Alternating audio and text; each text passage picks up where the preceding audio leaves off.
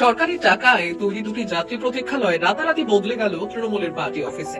এমনই অভিযোগ উঠল বীরভূমের লাভপুরে। লাভপুর থেকে বোলপুর যাওয়ার রাজ্য সড়কে প্রতিনিয়তই চলে বাস। যাত্রীদের সুবিধার জন্য সরকারি তহবিল থেকে তৈরি করা হয়েছিল দুই প্রতীক্ষালয়, আর সেই সরকারি টাকায় তৈরি প্রতীক্ষালয় রাতারাতি পাল্টে হয়ে গেল তৃণমূলের কার্যালয়। এমনই অভিযোগ উঠল বীরভূমের লাভপুরে।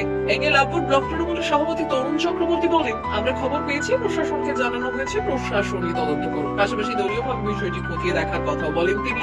তবে অভিযোগ পেয়ে বিষয়টি তদন্ত করে খতিয়ে দেখার আশ্বাস দিয়েছেন লাভপুর বিডিও শিশুতোষ প্রামাণিক। বিডিও সাহেবের কাছে অভিযোগ হয়েছে, আমরা শুনেছি এবং আমরা চাই প্রশাসনিক যে সিদ্ধান্ত নেবে বা দেখে। আমাদের অভিযোগ হচ্ছে তৃণমূলের যে দখলদারি সেটা এখনো বিদ্যমান।